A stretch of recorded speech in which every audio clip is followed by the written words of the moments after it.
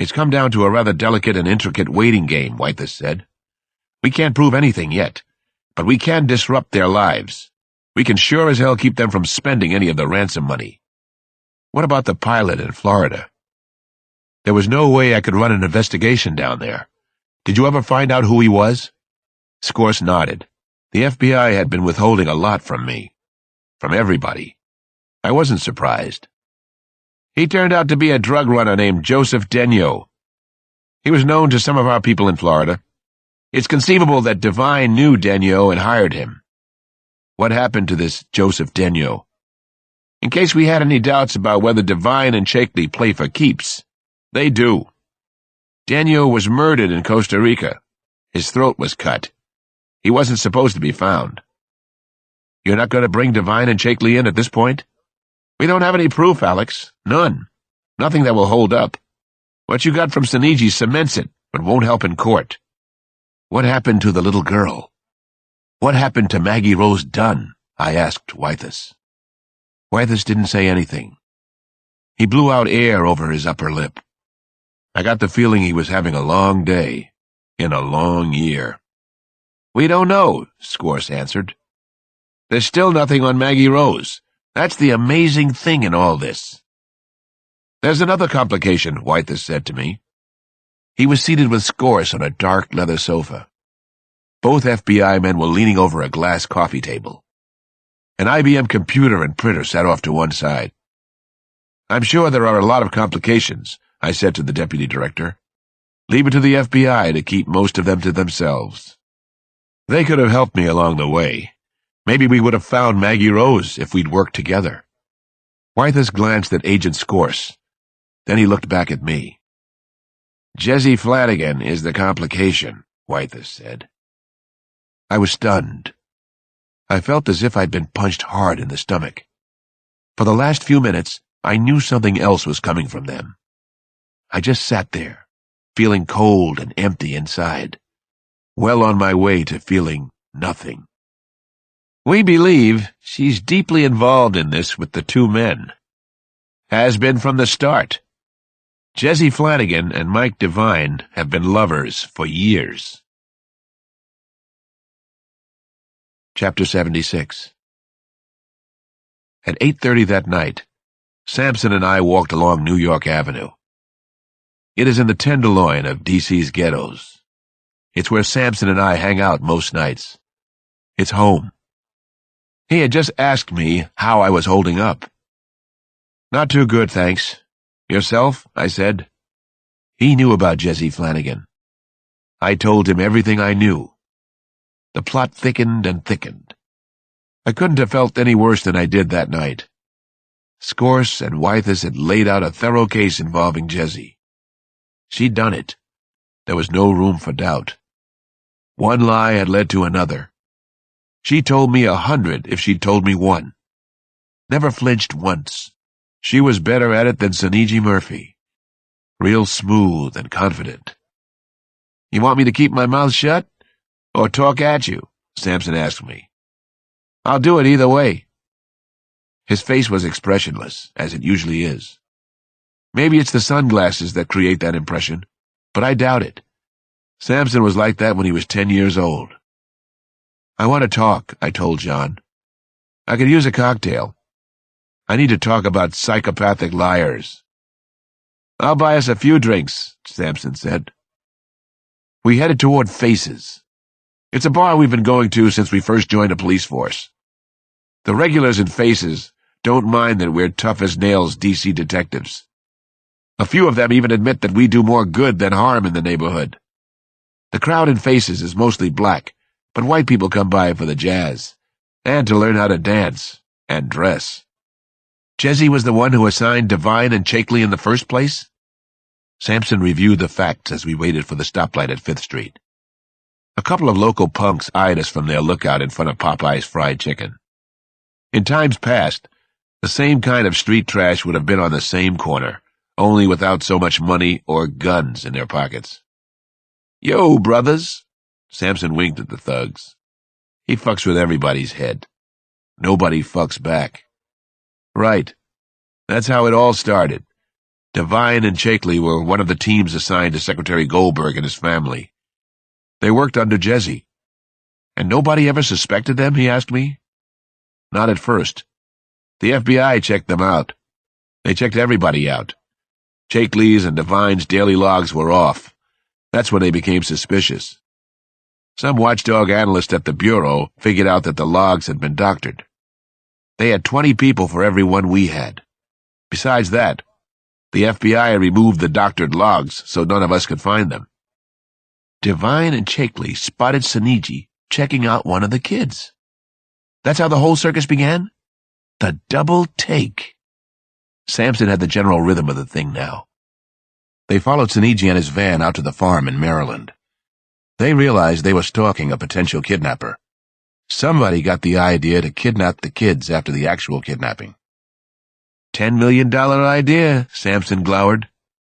Was Miss Jessie Flanagan in on it from the beginning? I don't know. I think so. I'll have to ask her about that sometime. Uh-huh. Sampson nodded with the flow of our conversation. Your head above or below the waterline right now? I don't know that either. You meet somebody who can lie to you the way she did, it changes your perspective on things. This is very tough to handle, man.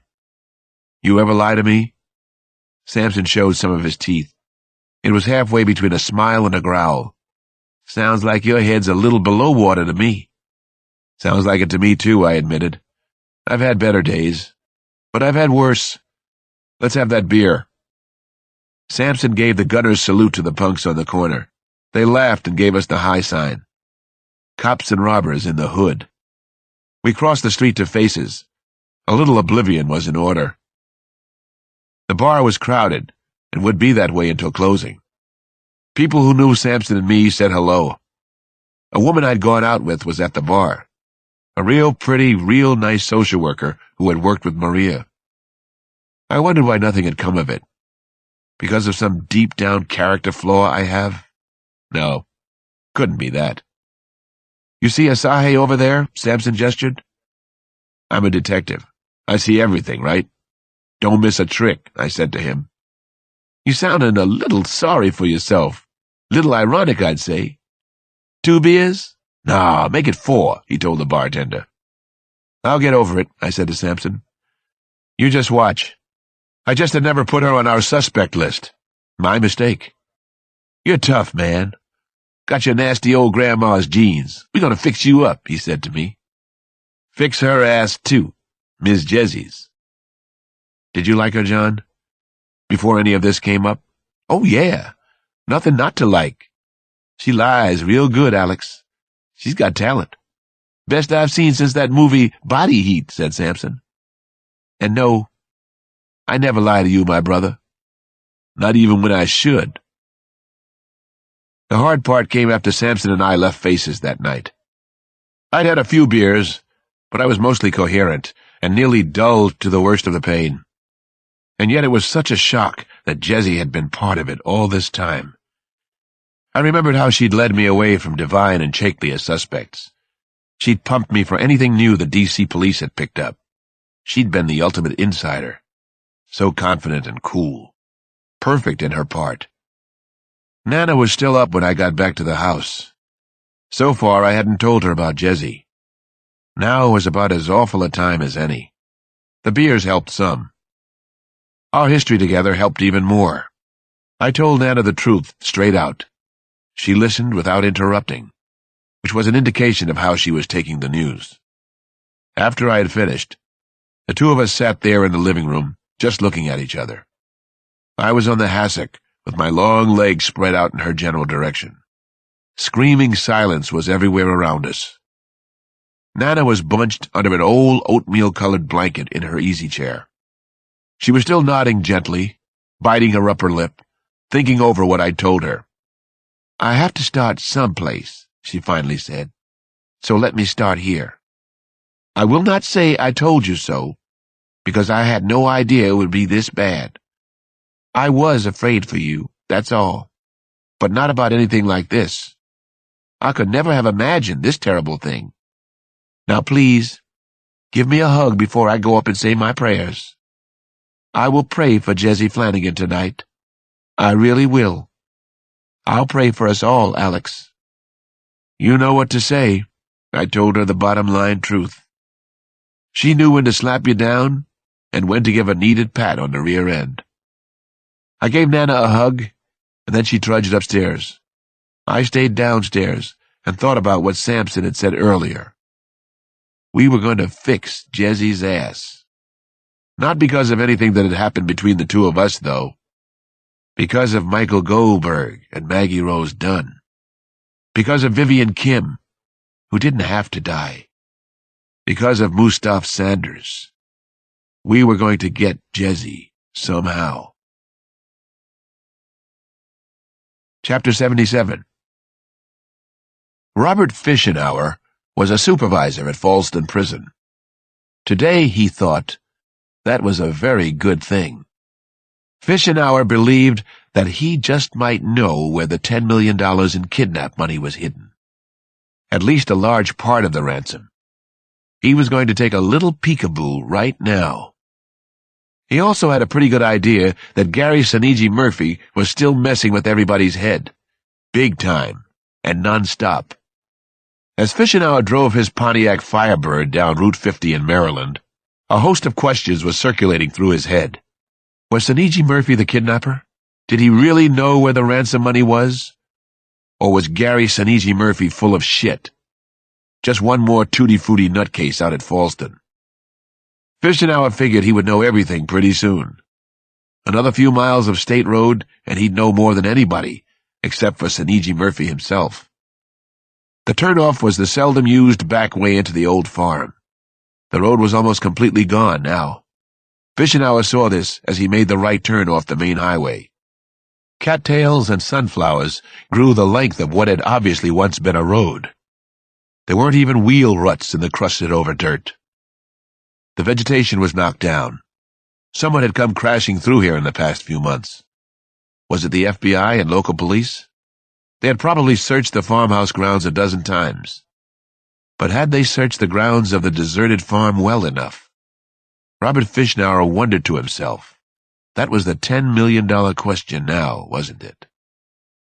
Around 5:30 in the afternoon, Fishenauer pulled his dusty red Firebird up along a dilapidated garage just to the left of the main farmhouse.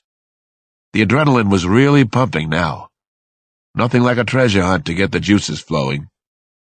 Gary had raved about how Bruno Hauptmann had hidden part of the Lindbergh ransom in his garage in New York City. Hauptmann had been trained as a carpenter, and he'd built a secret compartment for the money into a wall in his garage. Gary said he'd done something like that out at the old farm in Maryland. He'd sworn it was the truth, and that the FBI would never find it. Fishenauer switched off the Firebird's rumbling engine. The sudden quiet was eerie. The old house sure looked deserted and very creepy. It reminded him of a movie called The Night of the Living Dead, except that he was starring in this creepy crawler. Weeds were growing everywhere, even springing out of the roof of the garage. Water stains ran down the sides of the garage. Well, Gary boy, let's see if you're completely full of shit. I hope to hell you're not. Robert Fishenauer took a deep breath and climbed out of his low-slung car. He'd already figured out what he would say if he got nailed here. He'd just say that Gary had told him where he'd buried Maggie Rose Dunn. But Fishenauer had figured it was only some of his crazy talk. Still, it had gnawed at him. So now, here he was in Creepsville, Maryland, checking it out. Actually, he felt dumb.